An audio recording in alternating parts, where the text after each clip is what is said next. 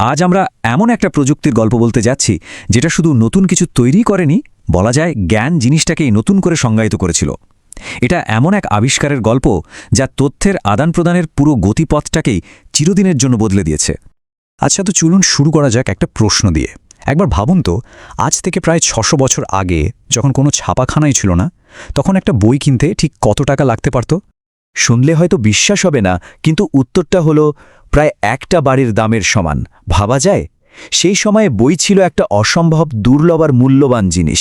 মানে জ্ঞান জিনিসটা ছিল শুধুমাত্র হাতে গোনা কিছু ধনী আর অভিজাত মানুষের বিলাসবহুল একটা ব্যাপার।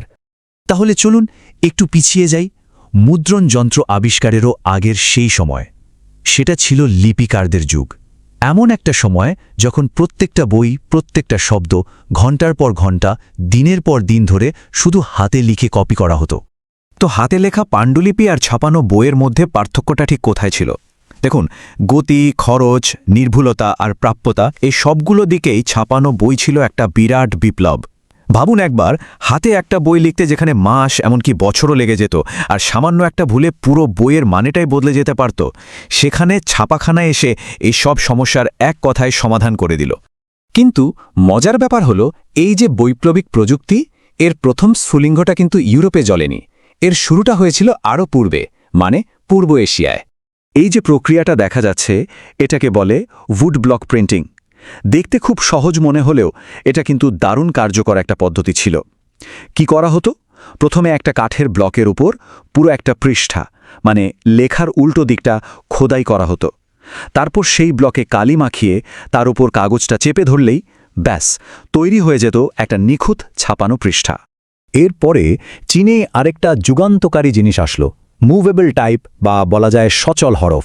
এটা ছিল একটা বিরাট পদক্ষেপ। মানে এবার আর পুরো পৃষ্ঠা খোদাই করতে হতো না, বরং আলাদা আলাদা অক্ষর তৈরি করা হতো। এই অক্ষরগুলোকেই সাজিয়ে শব্দ আর বাক্য বানানো যেত, আর সবচেয়ে বড় কথা হলো এগুলো বারবার ব্যবহার করা যেত। ছাপার ইতিহাসে এটা ছিল একটা বিশাল অগ্রগতি।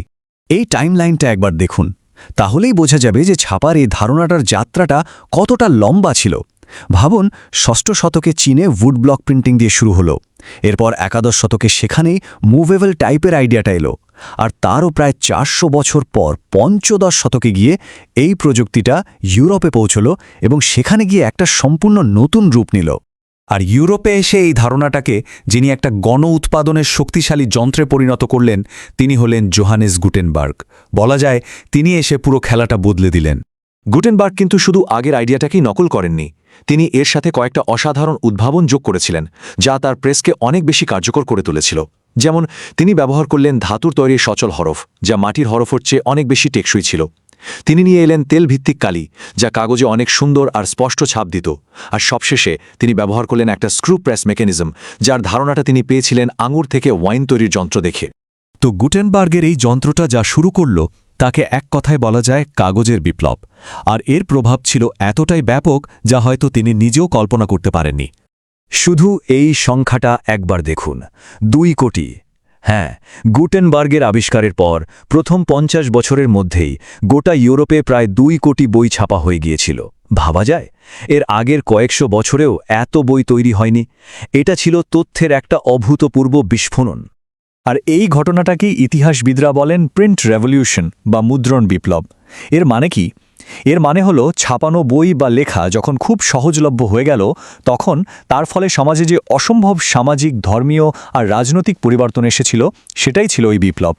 জ্ঞান আর কোনো একটা নির্দিষ্ট শ্রেণীর মানুষের কুক্ষিগত থাকল না।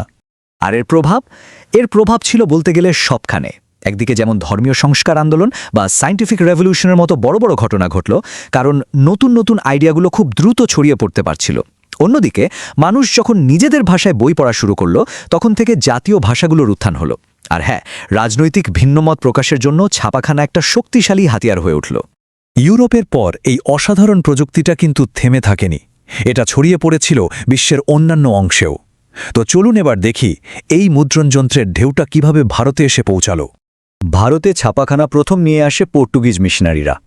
শুরুতে এর ব্যবহারটা ছিল বেশ সীমিত, মূলত তাদের নিজেদের ধর্মগ্রন্থ ছাপানোর কাজেই লাগত। কিন্তু ধীরে ধীরে ছবিটা বদলাতে শুরু করে। স্থানীয় ভাষায় বই, সংবাদপত্র ছাপা হতে থাকে, আর দেখতে দেখতে এটা ভারতের সামাজিক আর রাজনৈতিক আলোচনার একটা খুব গুরুত্বপূর্ণ মাধ্যম হয়ে ওঠে। কি অদ্ভুত তাই না? ইতিহাস যেন নিজেকেই বারবার ফিরে দেখে। মুদ্রণ থেকে পেক্সেল, মাধ্যমটা বদলে গেছে, কিন্তু মূল বিপ্লবটা কিন্তু একই রয়ে গেছে। তথ্যের গণতান্ত্রিকরণ, মানে তথ্যকে সবার কাছে পৌঁছে দেওয়া। 500 বছর আগে যেটা ছিল কাগজের বিপ্লব, আজ আমরা সেই জিনিসটারই একটা ডিজিটাল ভার্সনের মধ্যে বাস করছি। দেখুন, মুদ্রণ বিপ্লব জ্ঞানকে কিছু মানুষের দুর্গ থেকে বের করে এনে সাধারণ মানুষের হাতে তুলে দিয়েছিল, আর আজকের ডিজিটাল বিপ্লব সেই জ্ঞানকে সোজা আমাদের পকেটে ঢুকিয়ে দিয়েছে। মুহূর্তের মধ্যে আমরা পৃথিবীর যে কোনো প্রান্তের খবর পেয়ে যাচ্ছি। কিন্তু আসল প্রশ্নটা হলো, তথ্যের এই যে অসীম স্রোত, এটা কি আমাদের আসলেই আরও জ্ঞানী করে তুলছে, নাকি আরও বেশি বিভক্ত করে দিচ্ছে? এরপর কি আসতে চলেছে?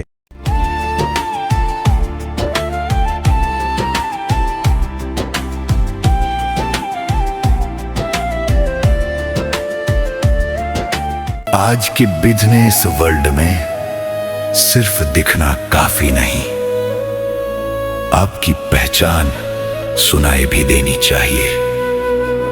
हर सर्विस की एक कहानी होती है, हर ब्रांड की एक आवाज होती है।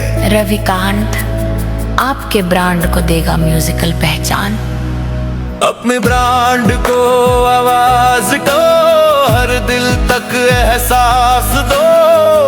हर ब्रांड बनता है विजन से, हर पहचान बनती है इमोशन से। अब मार्केटिंग नहीं, ब्रांड एक्सपीरियंस बनाइए। रविकांत के साथ आपकी सर्विस सिर्फ दिखेगी नहीं, महसूस भी होगी। नाम आपका, आवाज हमारी, पहचान बनेगी सबसे अलग आपकी। आज हम सिर्फ सर्विस नहीं देते, हम ब्रांड की पहचान बनाते हैं। वो विजन को आवाज मिलती है जब ब्रांड म्यूजिक से जुड़ता है। रविकांत के साथ हर कैंपेन मार्केट में अलग दिखता है। आज के समय में सिर्फ रिज्यूमे बनाना काफी नहीं है, जरूरी है कि लोग आपको समझें, आपकी स्किल्स को जानें और आपकी कहानी सुने। आज सोशल मीडिया पर जो दिखता है वही बिकता है।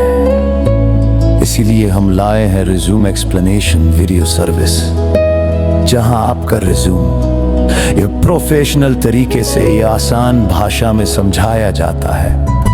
दिखो, इससे बनती है आपकी करियर रेपुटेशन और मजबूत होती है आपकी सोशल रेपुटेशन।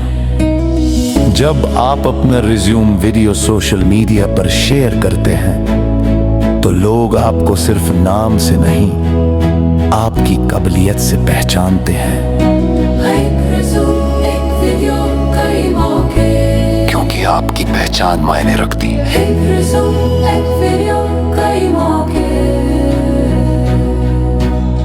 क्योंकि आपकी पहचान मायने रखती है।